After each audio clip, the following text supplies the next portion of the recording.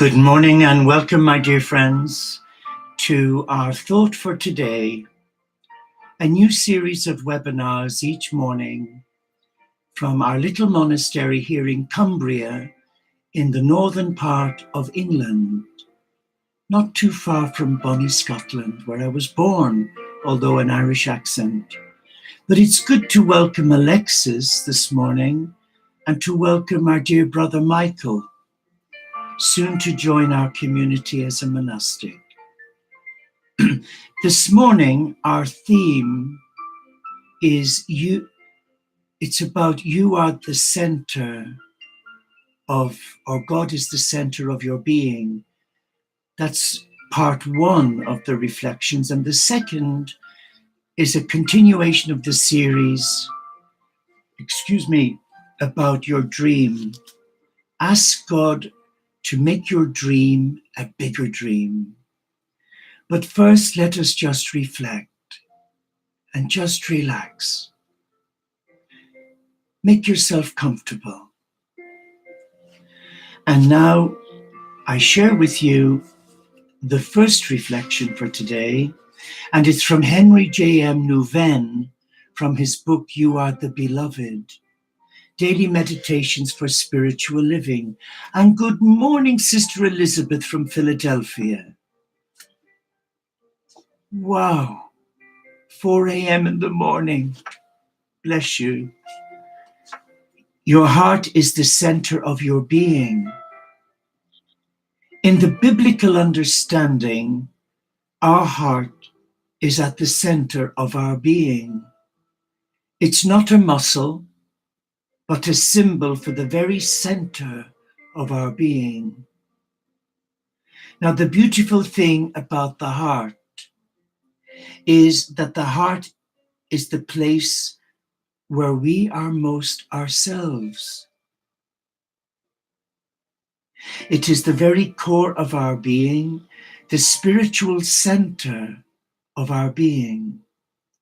Solitude and silence, for instance, are ways to get to the heart, because the heart is the place where God speaks to each one of us. It's where we hear the voice that calls its beloved. This is precisely the most intimate place of our being. In the famous story of Elijah who was standing in front of the cave, God was not in the storm, God was not in the fire, and not in the earthquake, but God was in the soft voice, that soft voice. And if you wish to read more about that, the reference is 1 Kings chapter 19, verses 11 to 12. That soft little voice speaks to the heart. Prayer and solitude are ways to listen to that voice that speaks to your heart in the very center of your being. And one of the most amazing things is that if you enter deeper and deeper into that place, you not only meet God, but you meet the whole world there too. Isn't that a profound statement? I'll read it again. One of the most amazing things is that if you enter deeper and deeper into that place, you not only meet God, but you meet the whole world there too. And that was taken from the book by Henry Nouwen, You Are the Beloved. A powerful reflection. But what's it saying to your heart? It's interesting, we have Brother Rob's niece here with our two boys, 10 and 9. And it's an education tour. From being a house of peace to a house that telly's on non-stop, They're with their mobiles doing all of this. And then they're on the laptop playing these games. And one of them, Benjamin, was on his gaming machine for over 3 hours yesterday, and it extended to 5. And however much his mum said to him, Benj, come and talk with us. They were all busy doing this. And this morning after breakfast, they're all doing this. And I banned them from the table. Because when you come to eat a meal, and the love that goes into the preparation of the food, you want to enjoy it and celebrate and give thanks. So I ban mobiles from the table. You probably think I'm a harsh old monk, but it's such an invasion of privacy. But they're only here till tomorrow, so I just have to button my lip and keep quiet. But I feel steam coming out of my ears, because for me to connect with God, I need the silence and the solitude to pray. But thankfully, by getting up early in the night, like 3 a.m., to have my quiet time, everyone's asleep.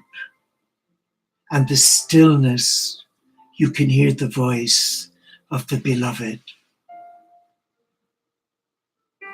But we live in a modern world. And in this modern world, it needs people who are willing, like you and me, to go deeper and deeper into the solitude and the silence, and to listen to that voice, and for that voice to guide us. And that voice does speak to us. I have many people who contact me, teach me how to pray.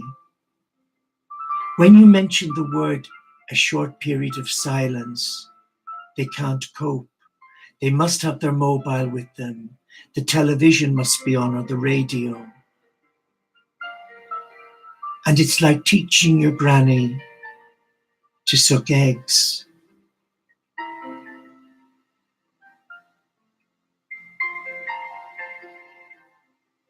But what is your heart saying to you? Maybe this reflection will challenge you in a loving way to look at your 24-hour body clock, and to look at, if you divide it by 3, you get 3 segments of 8 hours. 8 hours for sleep, 8 hours for eating, praying, working, reading, reflection. But how many times do we compromise on our quiet time with God? I've seen it so often in the monastery, especially when we had a nursing component attached to it, our small hospital or a nursing home, where someone would not come in, a member of staff would phone in sick at the last minute, and you, having done your 12-hour shift, would be expected to do the night shift. And you were so exhausted that you couldn't even pray. And after a while, it eats away at your quality of life. And that's why so many modern day parish sisters who work in the community from their parish are burning out rapidly in London. Their orders should know to put in place a framework to protect them, but they wait till they burn out and then send them to the stiwiąe centre at £3,000 a week. We have to have balance, because balance generates harmony, and balance with harmony facilitates a divine connection. Explore it. If you've never meditated before or had periods of silence, start with 10-15 minutes and just sit in mindfulness and be aware of who you are. Be aware of your breathing. Be aware of the peace. Now, our second reflection is from the little booklet from the United Christian Broadcasts, and it's part 3 of the series ask God for a dream. And here the author guides us to the book of Genesis 37, verse 5. Joseph had a dream and he told it to his brothers, and they hated him. Hello? The story of Joseph teaches that success can cause others to mistreat you. How true. Not everyone will celebrate your success, including some of those closest to you. When Jesus' fame began to spread, the first people to reject him were from the town he grew up in. It caused him to say, a prophet is not welcome in his own town. But the Bible says of Joseph, his brothers envied him. There it is, the word envy. When God blesses you, those who feel left out may target you. We had this in our community. We're not immune from attack. We've had 3 occasions when the Antichrist came a-calling through members who joined, who became complacent. They had their own agenda, like St Francis in Assisi with Brother Elias. He split the Franciscans into 2, hence one group wearing the black and one wearing the brown habits. Some may feel more worthy and deserving, and that your blessing came at their expense. That's how Cain felt when he murdered his brother Abel. That's how King Saul felt when David killed Goliath. And the people sang, Saul has killed thousands, but David has killed tens of thousands. Shortly afterwards, Saul started throwing spears at David. And the spear never left his hand until it plunged into his own heart. That's because envy is like a boomerang. It comes back to hurt the one who throws it. When their father threw a party to celebrate the homecoming of his prodigal son, the older brother said, "These many years I've served you, yet you never gave me a feast." He made 3 mistakes we often make, and the first one is he compared himself to his brother. The second, he exposed his brother's sins and shortcomings. And thirdly, he failed to appreciate the extent of his father's love for him and the blessings he had bestowed on him. So we must learn from their mistakes. Envy exists wherever you've got human beings. The monastery was no exception to experiencing envy. I witnessed it many times. I did. When a brother would get promotion and those who'd been in the order longer would seethe with jealousy, and they'd start a little campaign. They'd get a group together who were disgruntled, and he'd try and get ammunition to fire at the one who got the promotion. Human nature. But we have to be so discerning on the spiritual path today. There must be no room for envy, even for laziness or for stubbornness. But when we had in the monastery on the first Friday of every month, we called it Chapter of Faults, where we would kneel down in front of the whole community and confess our faults, not our sins. If we used the wrong staircase, because we had 2, one for visitors and one for the monastery, for the monks. But if you wanted to take a shortcut, you always used the visitors one, because it was easy. If you broke a cup or a saucer, you'd have to hold it up and ask forgiveness. But the worst of it all was, if a brother resented you, the superior always said, Is there any member here that wishes to add to brother's complaint or fault? You'd always get one monk who would criticize you and hurt you, but say he was doing it in love. And as a punishment, you'd have to go around and kiss their feet. Thank God that's gone. But today, there's nothing worse than when you're in a community or you're living with someone or a partner and you know they're doing wrong, but they won't listen to you. And you say to yourself, well, if I come in love and say, I come in love and I share this with you, and they immediately retaliate, it hurts you. So where do we get the help from? Well, you can't buy it in Walmart or Marks and Spencer's. You've got to get down on your knees when you end your day at your examen of conscience and say, Lord, I've messed up big time today. I blew hot and cold. I sulked. I retaliated. I felt envious. Show me how I can make changes. The Lord doesn't ridicule you. He takes you under his arm and he says, it's okay, but let's try and not do it again. Let's be mindful.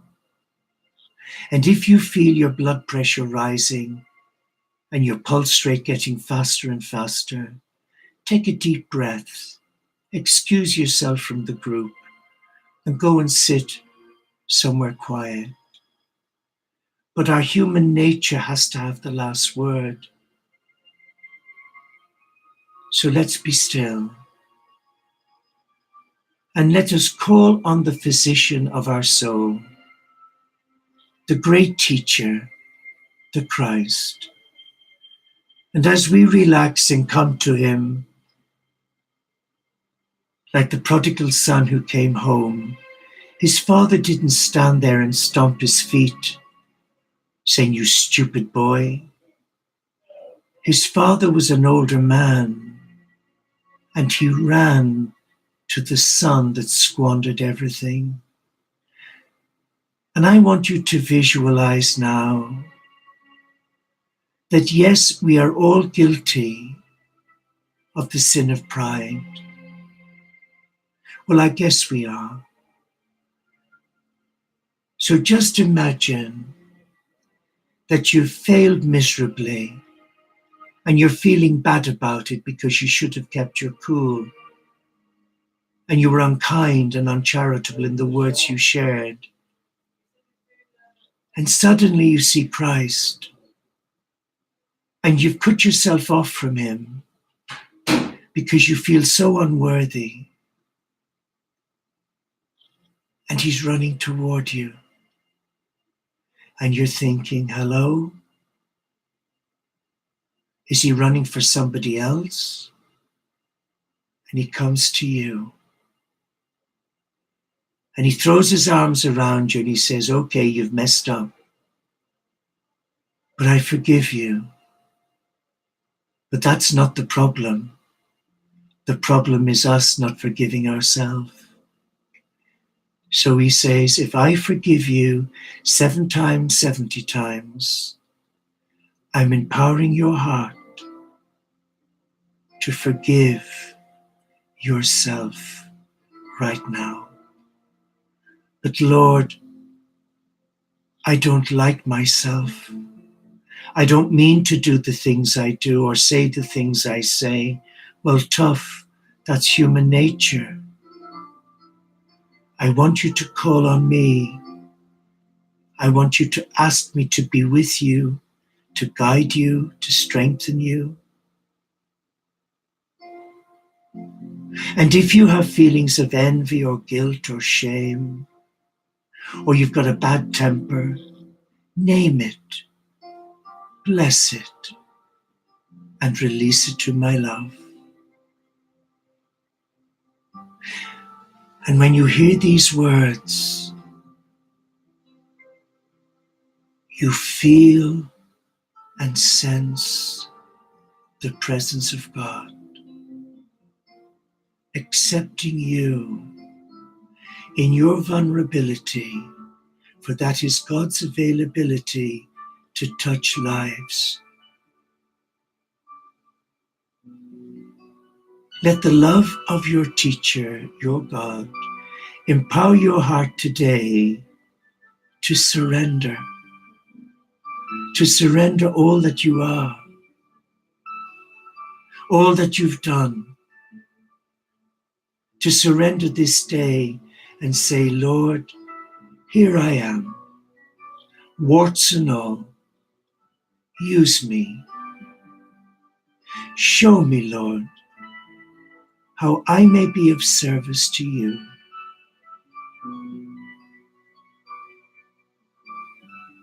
And as you relax, you sense a wave of peace, a joy, replacing all those niggling doubts and fears. And Spirit brings it back to your heart and reminds you that you are a child of God. And the child of God who says, I'm sorry, the gates of heaven open. But the child of God who says, it's not my fault but yours, the gates of heaven remain closed for a while. So let us choose today, who do we wish to listen to? Our false ego, and have others massage it and tell us we're wonderful when we bitch and backbite and tell others off for no apparent reason? Or when we come to the person who's wronged us, or that we have wronged and we say, I'm sorry. It takes courage to say sorry. So let us say it together. Lord, I am sorry. But I know that when I call on you, you are there. So let us embrace the heart, for it is the center of our being, and we have nothing to be afraid of, unless we give it our power.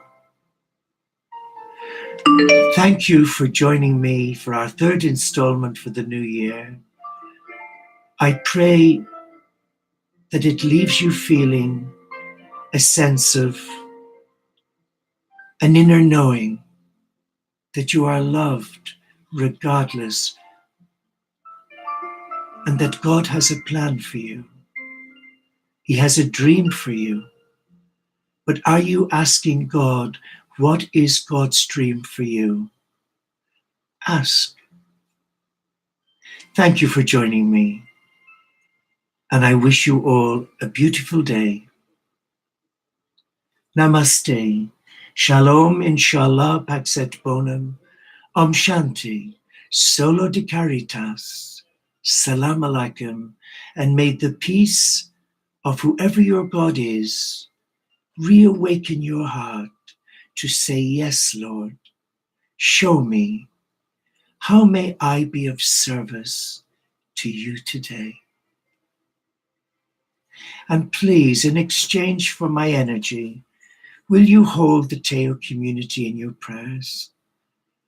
Will you hold Ashton House in your prayers? And our beautiful family in America, that Sister Eleanor with Elizabeth is mentoring and overshadowing with so much love, that the Lord will touch the hearts of those who can support it, maybe provide the building and the land. Just send prayers to it. Thank you.